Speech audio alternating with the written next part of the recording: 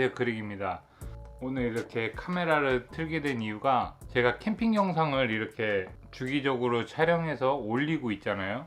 그래서 지인분이나 댓글을 통해서 카메라에 대해서 좀 궁금하고 어떤 카메라를 사면 좋고 어떤 세팅을 하면 좋을지에 대해서 자문을 구할 때가 간혹 있어서 그런 부분을 알려드리고 제 생각들을 영상으로 만들면 좋겠다라는 생각을 했고, 지금 이렇게 오늘도 수다스럽지만 간단하게 구입하는 요령에 대해서 소개를 해보고자 영상을 촬영하고 있습니다. 우선 이건 제 주관적인 건데, 촬영을 함에 있어서 제가 고르는 첫 번째이자 가장 베이스가 되는 기준점은 다른 건 다 필요 없고 4K에 24프레임이 되는 정도는 기본 베이스로 둬요. 그 부분도 이유가 있는 게 4K 24프레임이라는 규격이 영상 사이즈는 어떻냐 하면, 지금 현 시대에 솔직히 8K까지도 촬영이 되는 기계들이 많이 나와 있고, 그런 부분까지 촬영됨에 있어서는 이제 발열에 대해서 아직까지 좀 숙제로 남아있는 것 같기도 하고, 그나마 지금 많이 안정화가 되어서 카메라 장비들이 업그레이드 되고 있는 시기이기는 하지만 4K 24프레임의 규격을 제가 요하는 이유가 기계를 선택하는 폭이 넓어지고 조금은 가성비 있게 제품을 구매할 수가 있기 때문에 8K까지는 아직까지는 생각을 전혀 안 하고 있습니다. 한동안 그리고 앞으로도 몇 년 동안은 8K까지는 손은 안 댈 것 같아요. 왜냐하면 첫 번째는 그 촬영된 결과물을 가지고 편집을 할 때 그 나머지 촬영된 영상을 가지고 작업을 함에 있어서 제품들도 전부 다 선택의 폭이 없이 굉장히 고가의 장비를 구축해야 되기 때문에 취미로 촬영하는 저에게는 조금은 시기상조가 아닌가 그런 생각을 좀 하고 있고요. 두 번째 이유는 주로 우리가 영상을 보는 컨텐츠가 결국은 유튜브나 뭐 기타 SNS로 영상을 많이 접하게 되잖아요, 지금 현 시대에는. 그런데 주로 제 영상을 봐주시는 컨텐츠가 굉장히 작은 화면으로 사람들이 많이 접하게 될 거고, 그렇게 제 영상물을 봐주시는 분들이 대부분 핸드폰으로 많이들 관람을 하시기 때문에 그 부분에 있어서도 8K는 더더욱이 조금 더 필요가 없었습니다. 8K라는 화면은 굉장히 큰 화면으로도 영상을 출력해냈을 때 결과물이 보존이 잘 되어서 굉장히 영상이 깨끗하고 고화질로 녹화가 되지만, 결과물로 제가 영상을 작업해서 업로드를 했을 때 주로 핸드폰으로 많이 봐주시기 때문에 그 부분 때문에도 8K는 굳이 필요가 없고 앞으로도 한동안 안 쓸 것 같아요.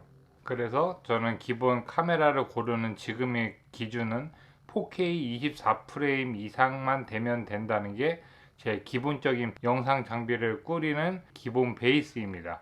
그 4K 24프레임이라는 사양은 얼마만큼의 출력물을 뽑아내 주냐, 그렇게만 봐도 8K에 비해서 영상이 화질이 저하가 된다고 생각을 할지 모르지만, 실제로 제가 가지고 있는 80인치 TV에서 영상을 출력해도 굉장히 선명하게 영상이 잘 보일 정도로 핸드폰으로 출력되는 결과물 치고는 꽤 고스펙의 그런 화질이라고 봐져요. 4K 24프레임이라는 기준점을 잡으면 제가 영상을 찍는 하드웨어적인 고르는 기준이 굉장히 다양하게 늘어납니다. 심지어 핸드폰으로도 4K 24프레임을 찍을 수가 있고, 액션 카메라, 그리고 하이엔드, 그리고 DSLR까지도 전부 다 그런 스펙 안에는 포함이 되어 있기 때문에 고르고 영상 작업을 할 때 굉장히 여러 가지 소스를 활용할 수가 있어서 제 상황상 기준점이 가장 적절하다고 봐졌어요.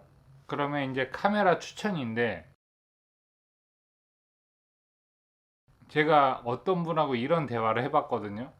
카메라 좀 추천해 달라고 그랬고, 그 사람은 서핑을 하는 사람이었는데 서핑을 하면서 촬영할 수 있는 좋은 장비를 좀 추천을 받는다고 하는 거예요.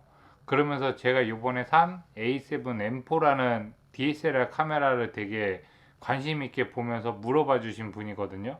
저는 그래서 그분한테 그 DSLR 카메라를 추천하지 않았습니다. 그리고 그분도 공감을 했고, 그래서 DSLR 카메라를 따로 구매하지는 않았어요. 그 대화에서 제가 DSLR 추천하지 않은 이유에서부터 이 이야기를 시작을 해야 될 것 같아요. 제가 카메라를 추천하는 영상을 만들어 보려고 굉장히 많이 써보기도 하고 정의를 좀 내려보고 했었는데, 저조차도 어떤 기준에서 쓸까에 대해서 스스로도 생각을 해봤는데, 가장 명료하게 설명할 수 있는 부분이 되게 의외로 쉽더라고요. 태양이었어요. 태양. 그게 무슨 말이냐면, 제가 네 가지 포맷으로 예를 들면 핸드폰 카메라, 그리고 액션 카메라, 그리고 하이엔드급 카메라, 그리고 DSLR급 카메라까지 네 가지 포맷으로 말씀을 드리면, 예를 들게요. 제가 해외여행을 나갔는데 너무나 자주 막 움직여야 되는 거예요. 그런 상황에서 DSLR 카메라가 있으면 정말 좋은 영상들을 많이 찍을 수는 있겠죠. 그런데 DSLR 카메라를 챙기고, 심지어는 제가 물놀이를 하고 싶은데 카메라를 들고 있기 때문에 이 카메라의 보안도 좀 취약하고 누군가 훔쳐가진 않을까, 너무 위태롭기 때문에 이걸 수용하는 부분에서 굉장히 스트레스를 받을 거 아니에요. 그러니까 저는 해외여행 나가시는 분들한테 DSLR 카메라를 추천하지 않아요. 그런데 어떤 사람은 그냥 핸드폰만 들고 나간 거야. 그러면 물에 들어가건 방수팩에 넣어서 보관을 하건, 굉장히 얇고 작고 휴대가 간편하기 때문에 언제 어디에서든 그 DSLR만큼 화질이 보장은 못 되겠지만 충분히 좋은 영상을 찍을 수 있는 거리가 되고, 휴대도 간편하니까. 그러면 이 두 가지, 핸드폰 카메라하고 DSLR 카메라하고 해가 쨍쨍 떠 있는 낮에는 두 가지를 비슷한 스펙으로 놓고 이 두 가지 기기를 들고 제가 가장 신중한 상태로 영상을 찍는다고 봤을 때, 그 결과물이 DSLR이 월등히 뛰어나고, 정말로 그 수납에 대한 불편함을 겪으면서까지도 촬영해낸 결과물이 그 핸드폰으로 정말 신중하게 찍은 결과물하고 차이가 나느냐, 두 가지 영상을 놓고서 봤을 때 차이가 많이 없어요. 그냥 DSLR이 아무래도 조금 더 심오하게, 조금 더 깔끔하게, 아니면 좀 더 이쁘게 찍히는 맛은 있겠죠. 그런데 그 모든 편의성 부분을 다 배제하고서 남는 만족도보다 두 가지 영상의 결과물이 그닥 다르지를 않습니다. 심지어 액션캠으로 찍는 거하고도 그닥 차이가 많이 안 나요. 하이엔드로 찍은 영상물하고도 많이 차이가 안 나요. 그래서 네 가지 전부 다 내가 해가 쨍쨍한 야외에서 많이 찍는 사람이다 라고 봤을 때는, 제가 굳이 그런 환경을 상상하면서 카메라를 구입을 한다면 저는 그냥 핸드폰으로 찍고 다닐 것 같아요. 뭐 예를 들어서 이런 거죠. 트레킹을 하는 거를 영상으로 남기고 싶다. 이런 거는 항상 걷고 어딘가를 이동하면서 항상 태양에 많이 노출이 되어 있잖아요. 그러면 저는 카메라 장비들 아무것도 안 들고 가고 그냥 되게 편하게 가면서 핸드폰만 들고 다니면서 찍을 것 같아요. 그렇게 되면 금액적인 부분에서도 세이브를 할 수 있고, 제가 추천하는 바는 그렇게 큰돈 쓴 DSLR 카메라하고 별반 차이가 없다 라고 생각이 들고요. 그런데 사람들 보니까 핸드폰 말고 조금 아쉬운 거야.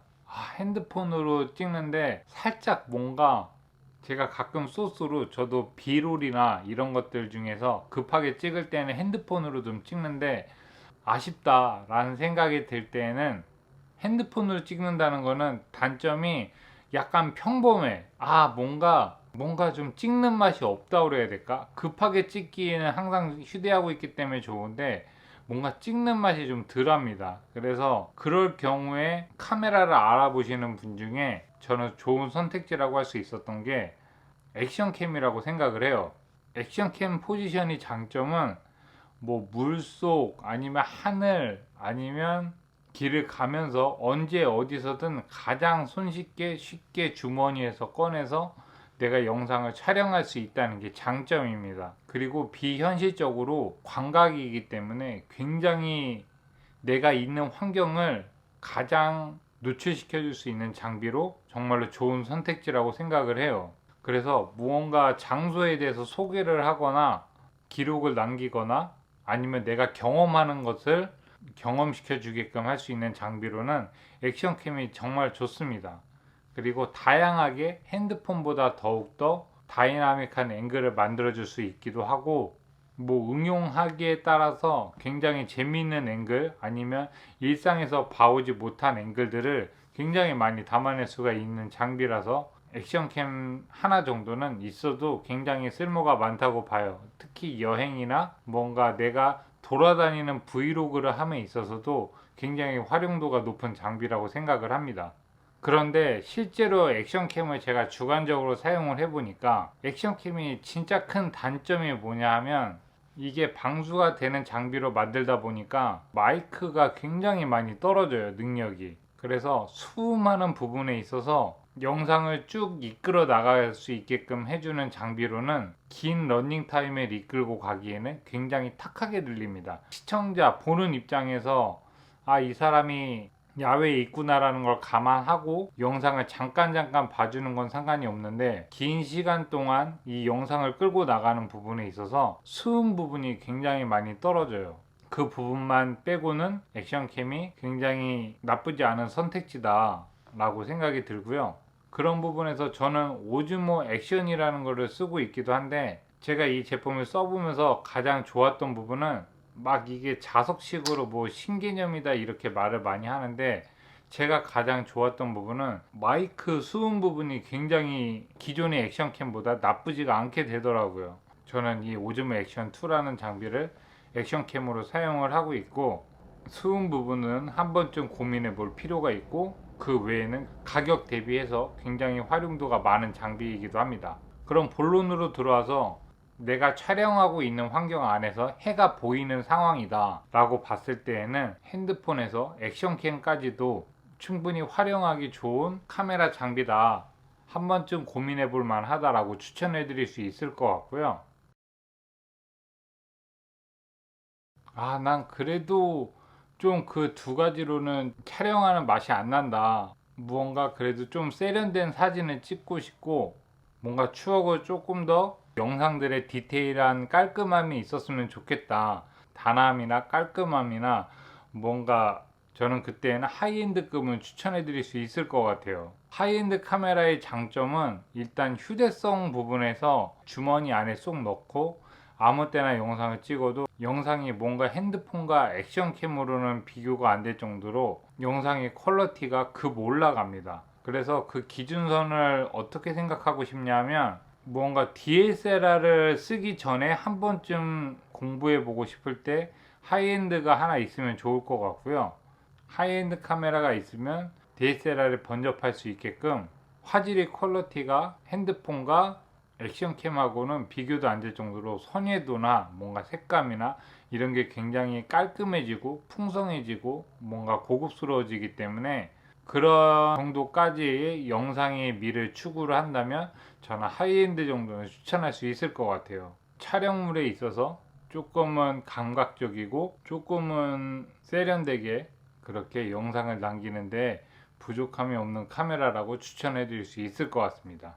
그러면 뭐 굳이 DSLR이 필요가 없잖아요. 뭐 DSLR까지 써, 그 세 가지 정도에서 충분히 해결이 될 수 있는데 라고 생각이 되는데, DSLR은 뭐도 아니야 이렇게 말하는 사람도 있더라고요. 그냥 들고 다니면 좀 멋있어 보이니까 들고 다니는 거 아니냐고 말하는 사람도 있더라고요. 그런 대화를 나눈 적이 있는데 그냥 맞다고 해드렸거든요.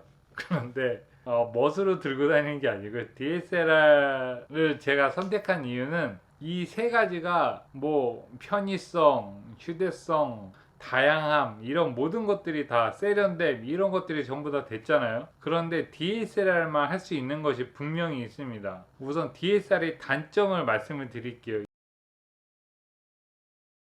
이 세 가지를 못해요. 그게 무슨 말이냐면, 휴대성도 불편하고 다양함도 설치하기가 까다롭고, 이런 모든 핸드폰과 액션캠과 하이엔드가 할 수 있는 모든 것들에 대해서 DSLR을 할 수 없는 것들이 굉장히 많습니다.